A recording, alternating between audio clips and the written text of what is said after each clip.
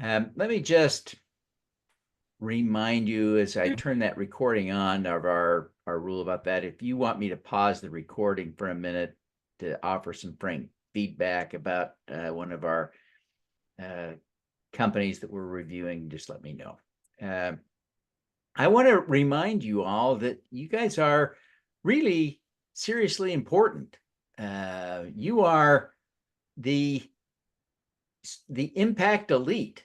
I love what I do. I get to talk about investment crowdfunding all the time, and I love doing that. But the reality is that this club, this opportunity, this group of people is doing what I talk about.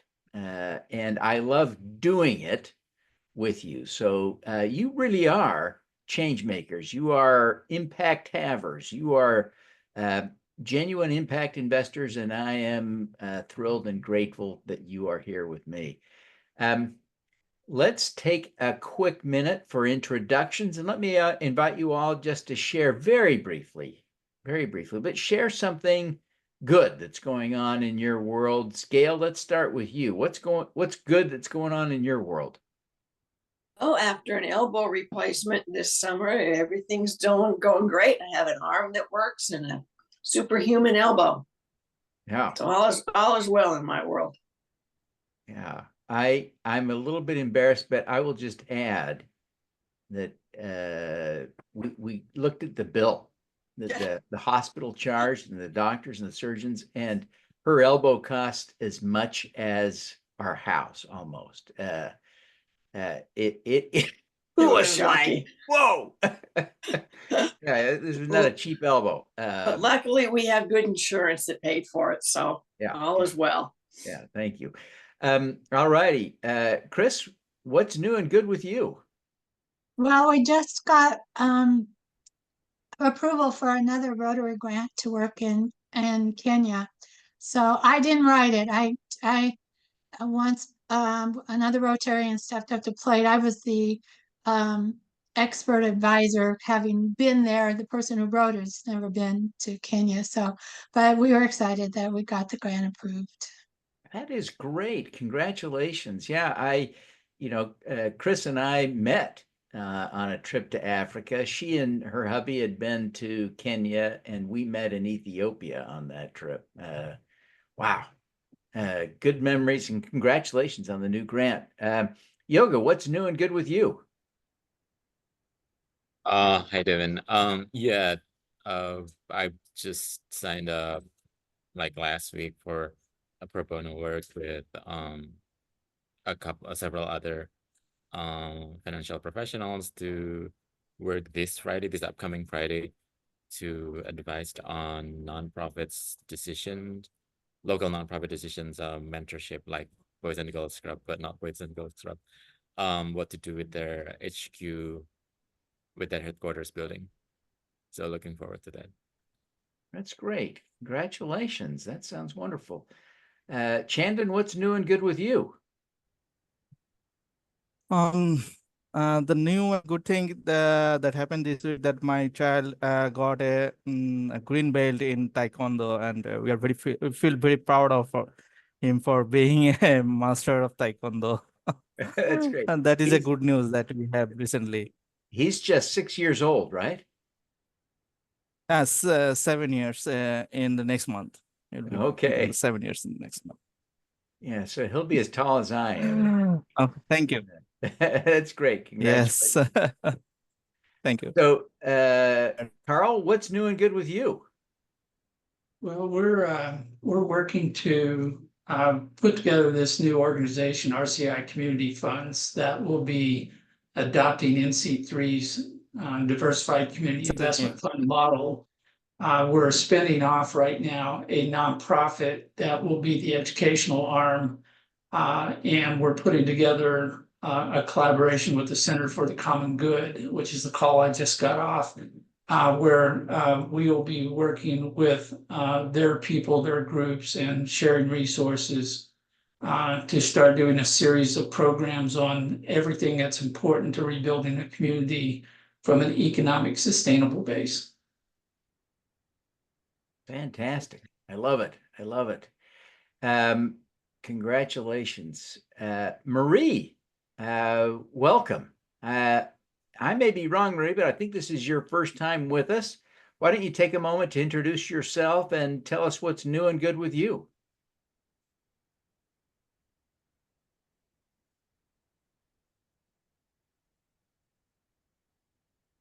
Marie, are you there?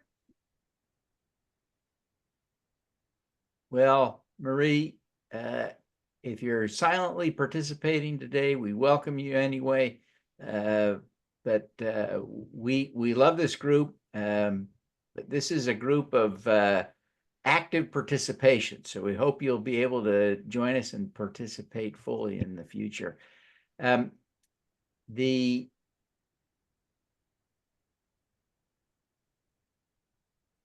I am excited. We'll move on here.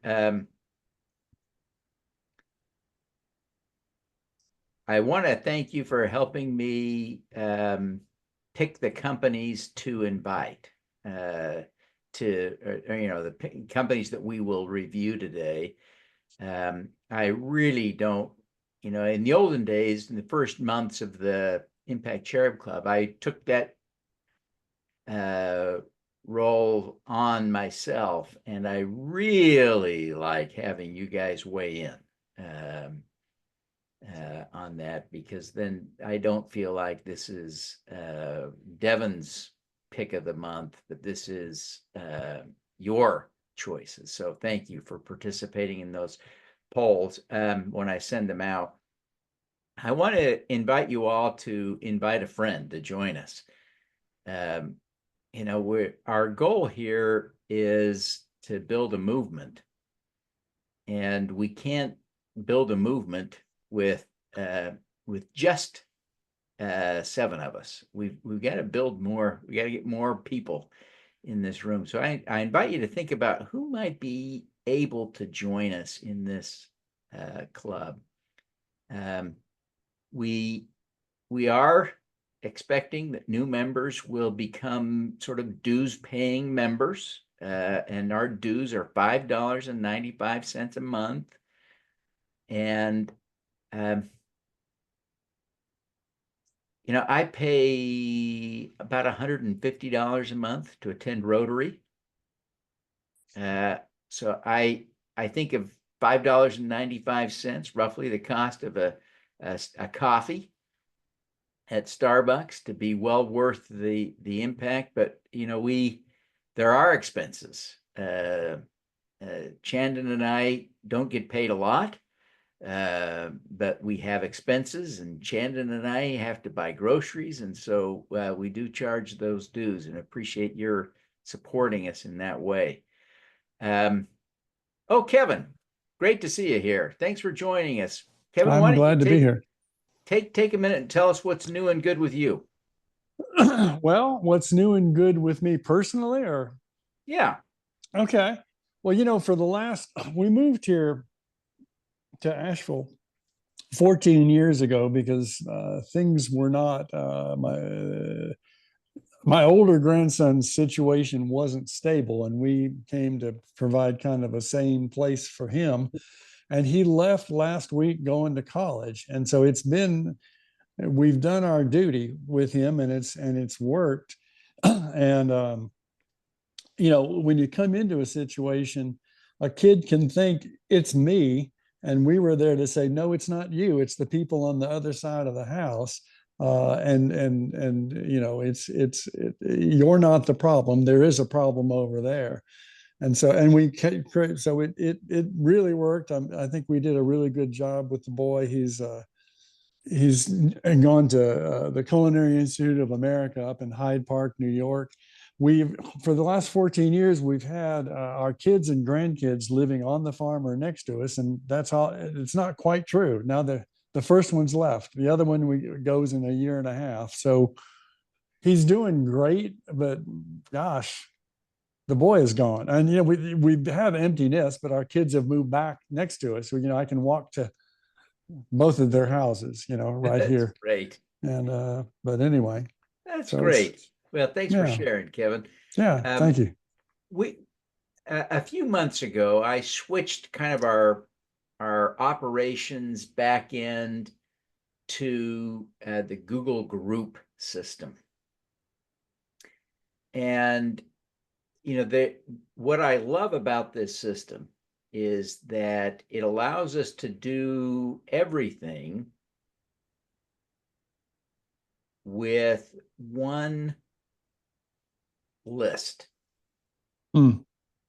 That is, I can send a message out to everyone on the list. I can send a calendar invite to the list. So if someone drops from the list, they're dropped from the calendar invitation automatically. And if someone decides to quit the list, they quit the list, they resign from the list, they're gone. They're gone. Before I was maintaining 3 separate lists. So quite frankly, people would quit one list and they'd still be on the other 2, right? And so it was a little bit problematic and it was difficult to manage. But we're seeing some disadvantages with the new system, and I wanted to just talk through that with you. And there's another aspect. We can't spend too much time on this, but I have noticed that when I send out a message, I can't personalize it in the same way I could before with the old system. And one of the implications seems to be that we're getting a little lower engagement, and I would hate for the group to dissipate because we've got a new tool. I welcome your thoughts on that. There's a parallel question I want to put to you at the same time, and that is the Google Group system. I can change some settings and allow all of you to respond to the group with messages. I have been very reluctant to do that because I don't want people to quit the group because we're having an active conversation via email. I could do that though. If there is a strong consensus for turning that on and having that dialogue flowing via email, tell me. Well, what if you have a choice with Google Groups, as I understand it? You could get a weekly digest or be in the conversation. And if you had that as your bottom signature, like if I'm swamped, I'll just do the weekly digest. Other folks want to respond. Yeah. That works well for the kind of ongoing discussion kinds of aspects. It doesn't work well if I want to remind you on Monday of a meeting on Tuesday, because you won't get the reminder until the end of the week. One of the alternatives for us is to set up another place for a chat where we could have an ongoing discussion with the group. We could set up a private LinkedIn group. We could set up a private Facebook group. We could set up it can't be perfectly private, but we could set up a group on Substack for this group where we have kind of a thread on the chat there. Do you want such a forum? And if so, where should we make it? I can chime in. So I'm also a member of several groups, and the 2 most popular forums that we use is either Slack or Discord. Depending on, I guess, the functionality and the demographic of the groups. They like, I know Slack better just because I use it on my assignments as well, because we can do channels on Slack. So let's say, I don't know, a channel about real estate impact investment, or energy in that lesson. So like discussion would be just limited to that channels for, or like the topics on a specified channels. Discord have those as well, like functionalities. I'm not really that familiar Yeah. with Discord. I guess several like niche. It's a bit niche, and it came on from video game enthusiasts instead of like the Slack more professional. Yeah, we did try a Slack group for a while. And my recollection is no one in this group participated in any discussion. No one ever posted anything to our Slack chat. So I'm reluctant to go back to Slack. You're right. If we had everyone in there and really signed up and logged on, it's a great tool. I'm not sensing the level of activity, but if we set one up where people already are, LinkedIn or Facebook or someplace where you already are, Substack, you're all having to be here. You all should have a Substack account. So you should all be on Substack. I think most of you are on LinkedIn. Most of you are on Facebook. I don't know. We need to wrap up this discussion. Let me plant the seed here. Let's think about it and let's discuss it again next month, because we should try to make a decision that's really going to move the group forward.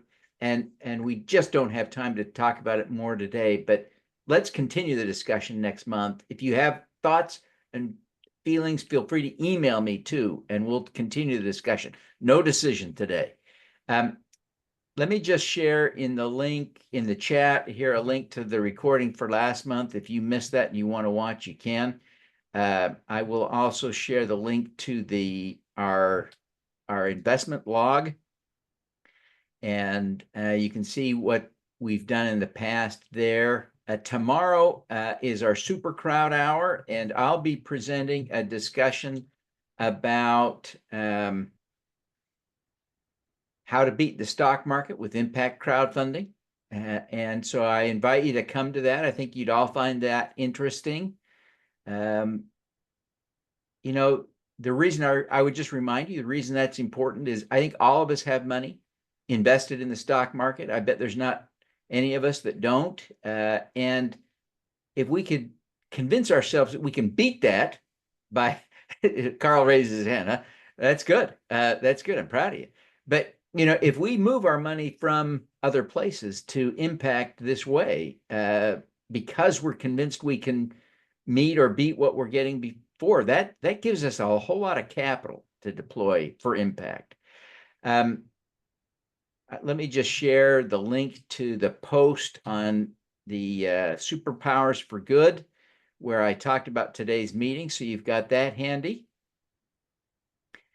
And let me remind you that last month, Carl gave a great recap on El Centro Home and recommended that we invest in that. We approved that. So I think that investment is still open. I think, no, they just decided to close. Maybe it's too late. I think they did. I think it's too late. I did invest. I hope all of you did.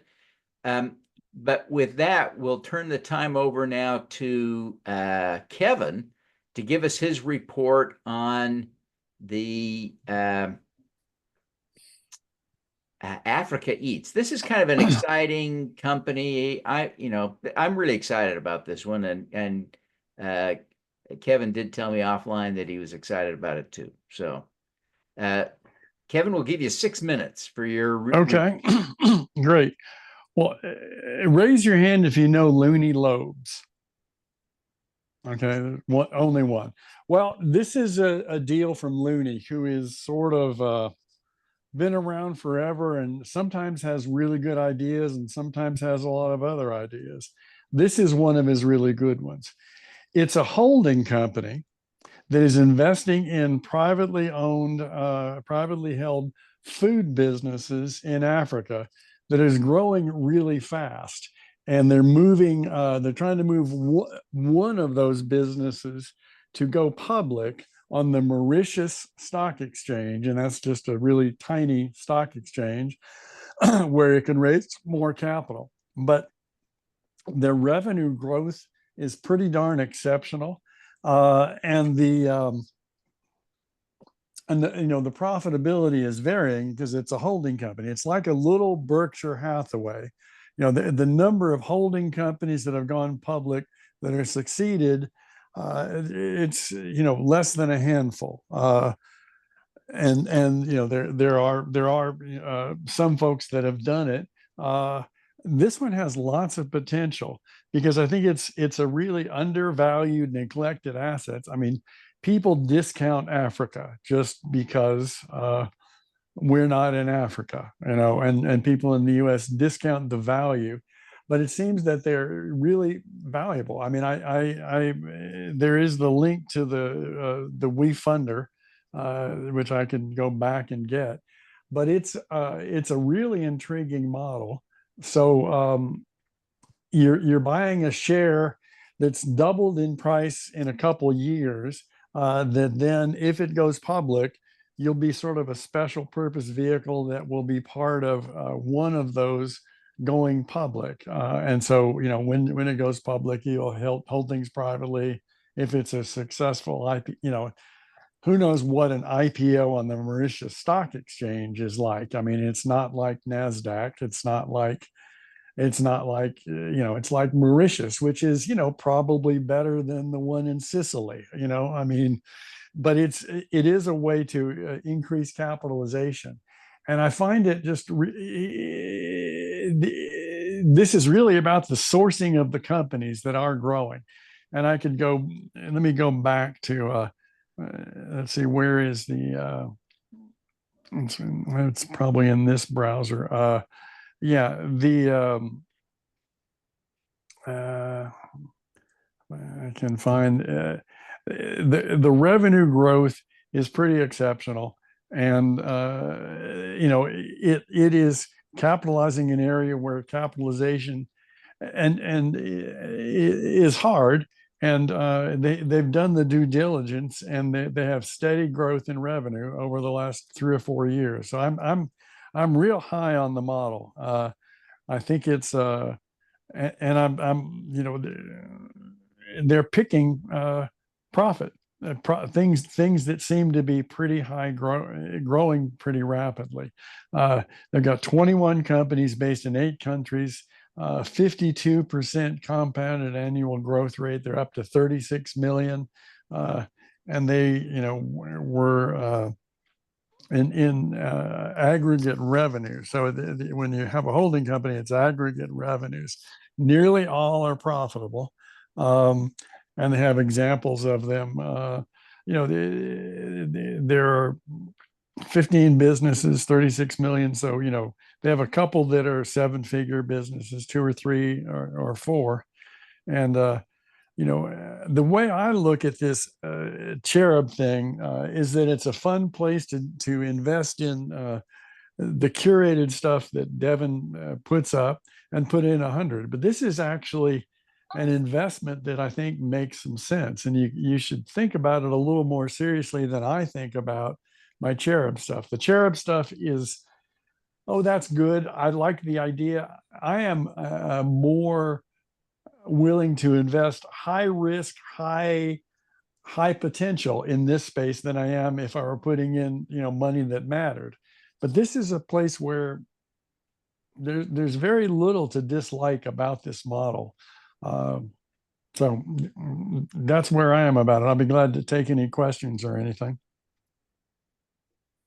I put the WeFunder link in the chat. Yeah. I just added a link to my interview with Looney about this offering in the chat as well. Any questions for Kevin about this? Or are we ready to vote? Yeah, a quick question. So Kevin, in a holding company model, that adds another layer of management and cost to any particular business. Do you have some idea of how that's impacting this particular company? don't because, you know, I mean, they do have the 16% CAGR, so it doesn't seem to be full of friction. And, you know, the number of intermediaries working in food businesses in the aggregate in Africa, I think is pretty damn limited. So it doesn't seem to, you know, whatever management fee they're taking, it's not impacting the revenue growth. And then yoga. Yeah. You're muted. Yeah. I think I read the Schedule C or maybe different documents, but as I remember, they don't have revenue yet, because they're offering a different company for this deal, and the revenue was going to be from advising them to go public instead of taking, like, Right. I'm confused. Yeah. Yeah, the money they raise is making the model work, and it will work when it goes public, if it works at all. But I think this is an investment in the holding company, right, Kevin? It is at this point an investment in the holding company, but then your shares will convert to the first one that goes in the public market. So it's, you know, it's speculative in a whole lot of ways. Yeah, the company though has the holding company has 31 million in trailing aggregate revenue, and the offering valuation is just what is it, $1.5 million? So Right. it's a very modest valuation relative to that revenue. Now they don't own 100% of that revenue, but if on average they own half of it, and it's profitable revenue. So it looks to me like a really screaming good deal. Now there are some complexities, Carl and Yoga, you know, the complexities you highlight are real complexities. I think Kevin kind of highlighted some of that, but it's not risk-free. But this one is really high impact and seems to be a good investment to me. I agree with Kevin. It's a replicable model because, you know, you're not going to source these deals. I mean, you know, you're getting a piece of deals you would never get anything. So it's, you know,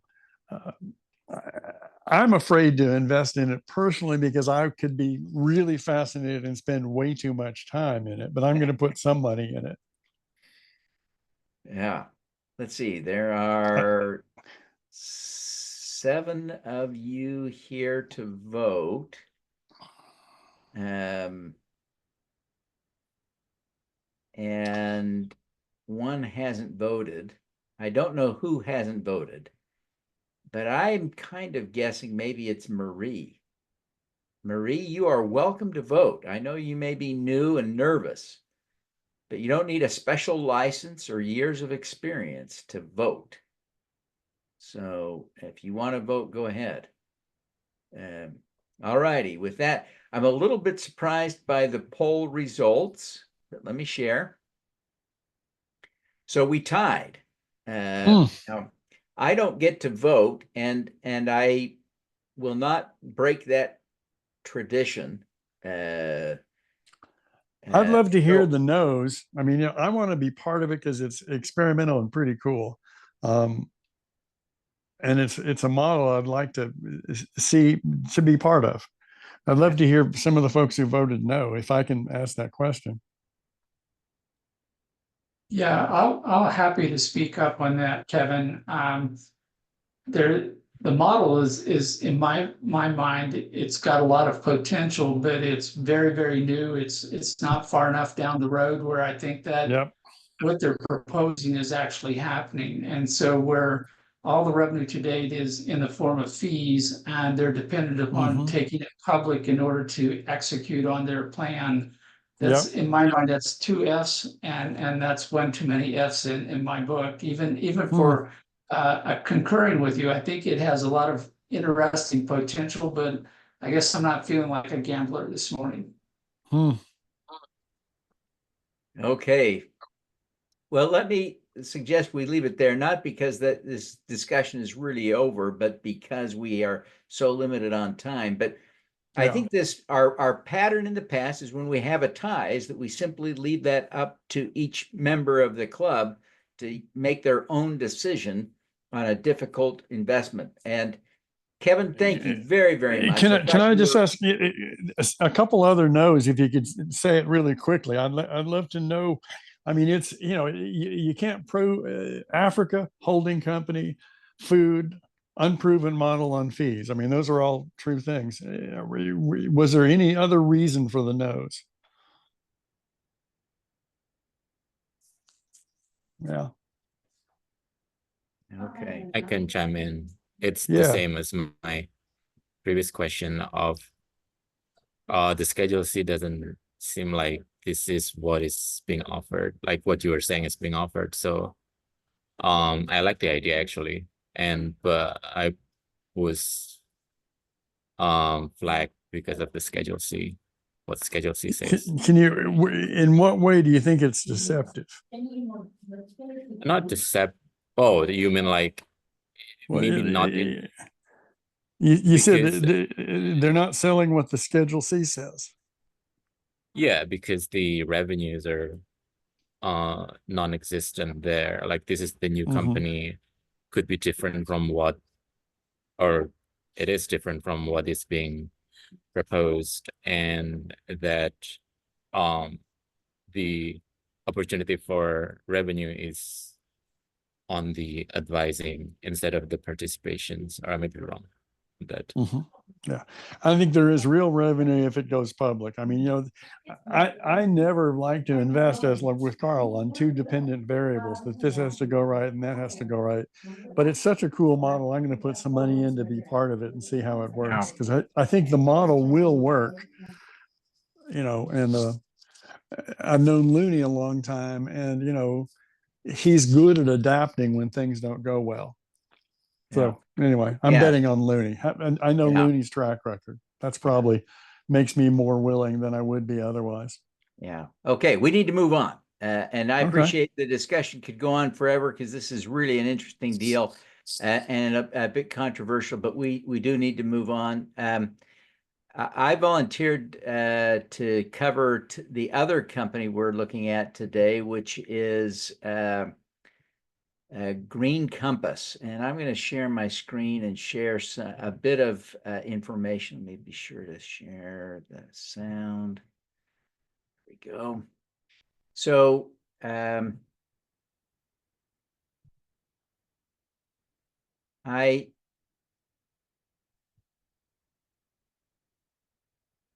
I looked at this one weeks ago and made it my pick of the week back in August. And let me just play a quick video. Of course. Green Compass is a company that retrofits commercial and multifamily buildings to fight climate change. We deploy nature-based solutions like green infrastructure that uses living plants and soil systems to capture and clean water. We use solar systems, we use electrification, efficiency, and EV charging. All of these are tools in our toolkit that we can retrofit buildings to lower emissions.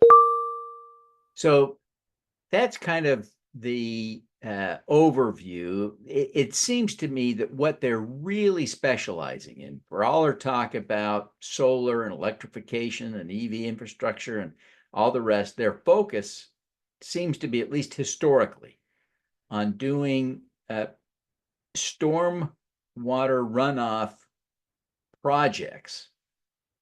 And they've done several of these.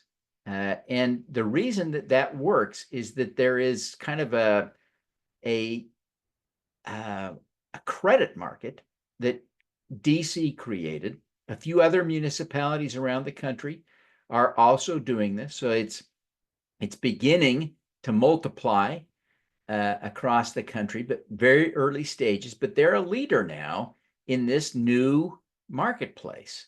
So so what they do is they arrange financing, essentially motivated by this credit marketplace, to do a project typically in and around a nonprofit setting, where they will then go in and do a stormwater reclamation project. So what does that look like? It is intended to prevent overflow from the storm water from running into, I want to say the Potomac River, but it's the other river in around DC that they really more often work with rather than the Potomac. But they're keeping water out of stormwater out of the rivers, because that stormwater, when it ends up in the rivers, is the biggest source of pollution in the rivers. So that's the key thing. They like I say, she's planning to do and maybe has done a little bit of the other projects. She's offering she's got this green bank financing system going on, and we're playing kind of a role in that by investing in this deal. It pays just 8%, but it matures in just 18 months. So we invest now, and in 18 months, we get our money back plus interest. Very simple deal terms. 8% interest rate is not great compared to some of the other deals we've seen, but it's good. It's good, right? You can't get that from your bank. I realize there's a lot more risk in this deal than in putting money in your bank, but it's not a bad interest rate, in my opinion. The company's been around since 2018 and started doing the storm water reclamation credit market stuff in 2020. So they've got some experience. They have done projects, or they've got about $1.5 million in projects underway. It's a small business still. I think their annual revenue has never been over $200,000 yet. But the kind of the nature of this project finances that there are ways to source the money. It's, so I used ChatGPT, the tool that I've shared with you a number of times, to do a detailed report. So we've got, a 4,000 word report that I've reviewed in detail, looking at this. And I come to the conclusion that given all of the opportunities, and ChatGPT assigned this a 7 out of 10, by the way. And you say, well, that's not very good.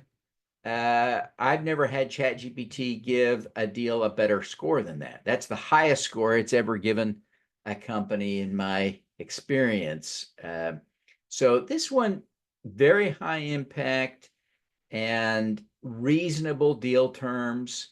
The deal terms, I think, are win-win, and that they're supportive of the project in a genuine way, while they also are provide an adequate return as part of a diverse portfolio of investments. I know I like to try to get a 10% portfolio return to match the stock market.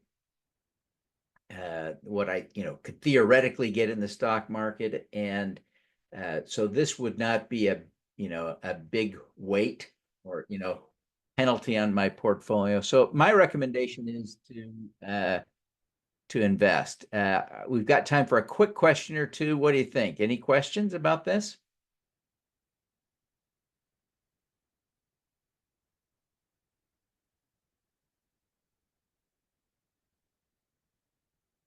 Okay, I'm not hearing any questions. Am I doing it wrong? Did I mute all of you?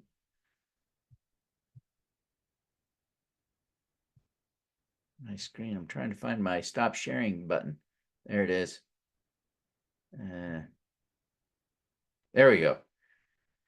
Okay. Are you ready to vote? You feel like you've heard all you want? Okay. So I'm going to relaunch the voting.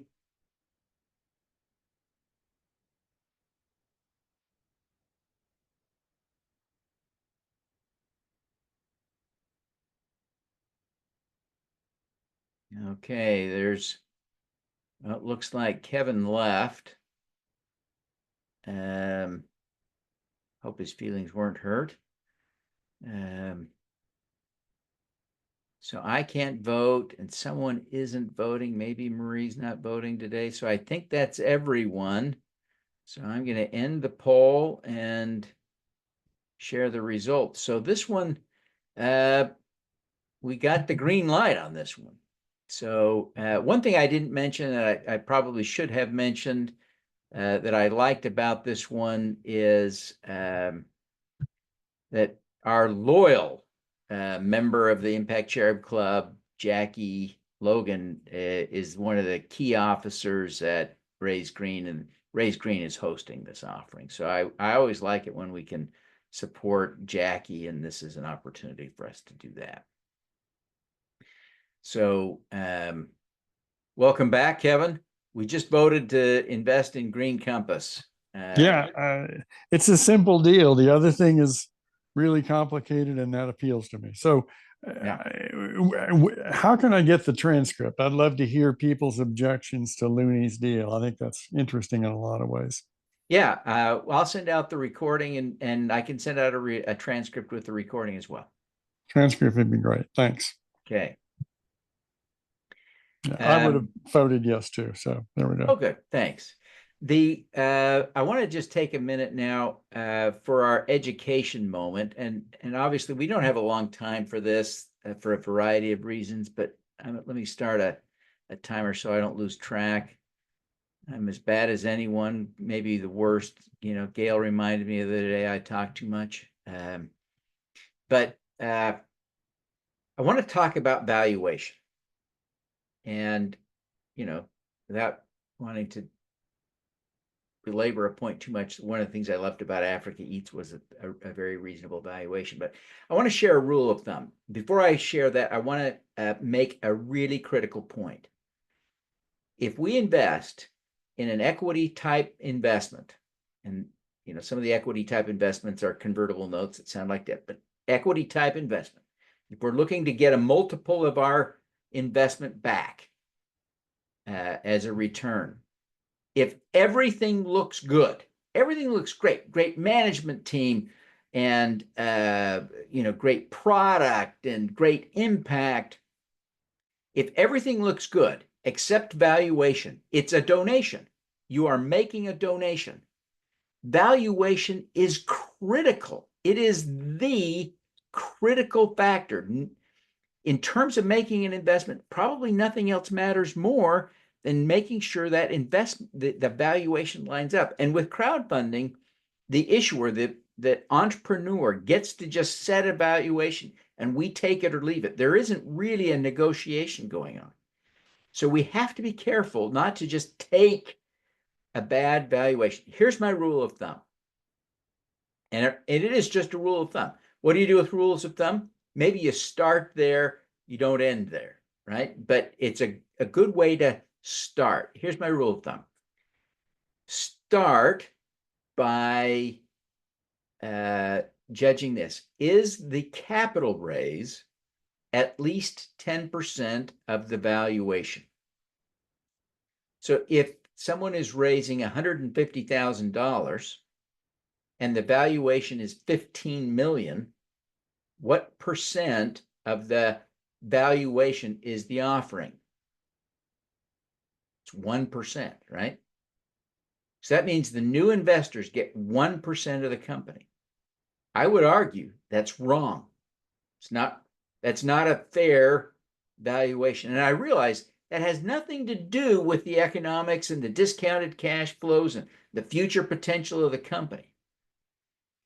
But a fair valuation, generally speaking, is to leave the existing shareholders with 90% and let the new shareholders have about 10%. Again, it is only a rule of thumb. And so you shouldn't end your diligence there. But when you see an offering and the raise is an equity type raise and the raise is smaller than 10% of the valuation, I think we need to do more due diligence, more looking. Okay. With that, then I want to share my screen again. to share the two candidates you voted for our next meeting. And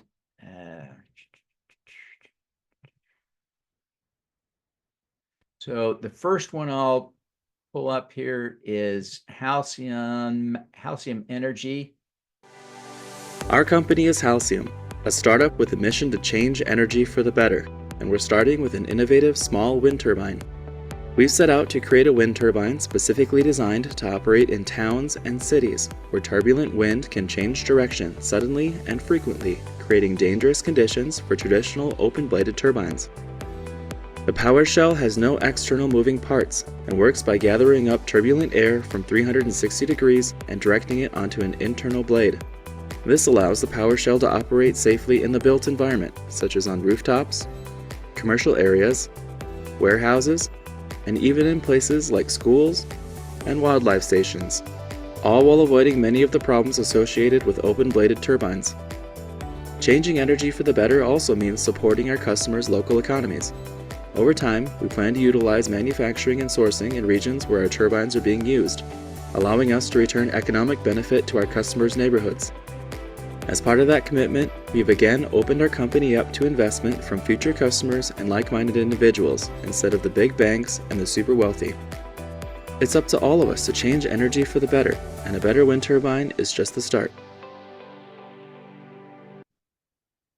Okay, so the real question at this point in our process is there a volunteer in the group to do the due diligence on Halcyon Energy?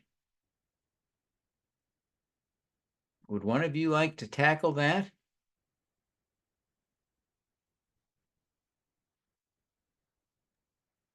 I'm actually interested in either one, but I'm afraid that I'll only be able to contribute as a second point. So I'm reluctant to come forward, but I'm interested in either. Okay, I'll put you down as a maybe on that one for a minute. We can complete the discussion in a minute after we look at the other one. The other one is another green energy project. This one is dubbed Solar for Smith's Supermarket. But this one is, you know, the branding around these projects, I've slowly begun to figure this out. I've invested in a few of these, and I'm beginning to kind of understand what's going on, and I've looked closely at a few of them.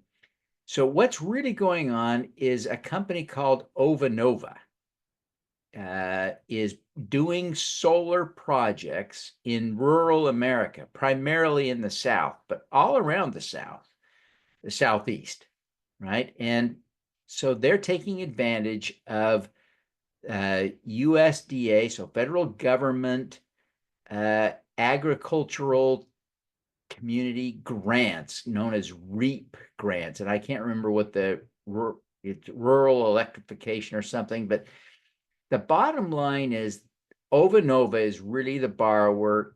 But it's not the corporate, it's really a true project financing, right? So they set up an LLC just for the project.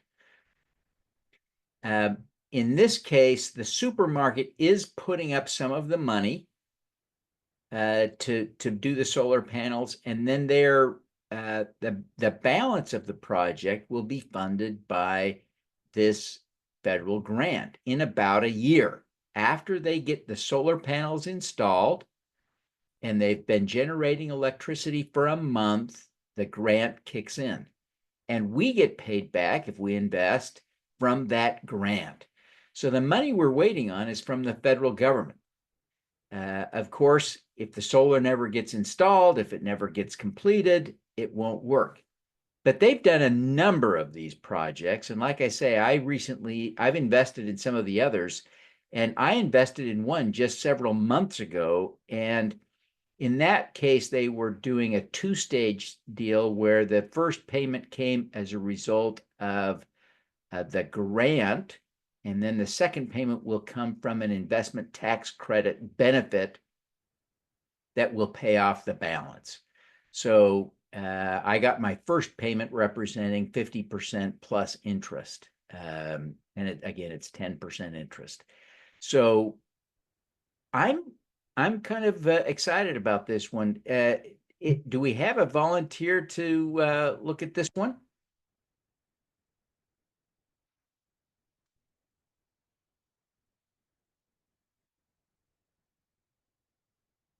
I tell you what, Yoga, if you'll do Halcyon Energy, I'll do solar for Smith Supermarket. What do you think?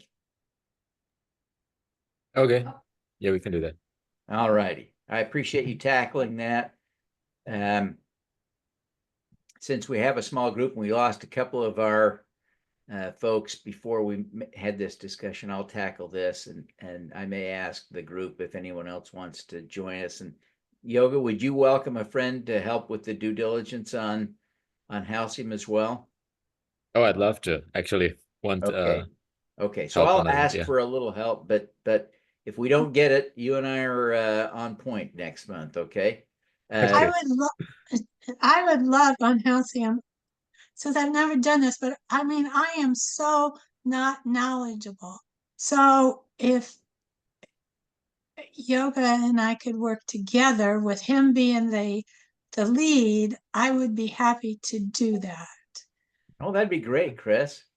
I Yoga, mean, are I you? want to kind of get into it, but I am still, even though I've been coming for quite a while, I'm still really learning this stuff. This stuff is Greek to me, and so I'm really taking it one time. So you have to understand that part of it. But if you're willing, we can email and talk or whatever about it. And I need to learn. I need to get into it. I need to start doing something. So is What do you that think, something you're Yoga? willing to do? Yeah, I'd love to. Okay, Thank you I for helping. appreciate that. Right. I like Halcyon's concept, and so, but I'm just not, the other parts is, that's, I have to confess that, I'm just still Greek. I'm working on it. That's great. Well, listen, everybody, our time is just about up. I really want to thank all of you for participating. I commend you for your greatness. I'm excited for us to get together next month and work on these. Our next meeting is in 4 weeks on October 15th, and I look forward to seeing you all there and then. It's going to be a great discussion. I think we got a couple of great projects to consider. So thanks, everybody.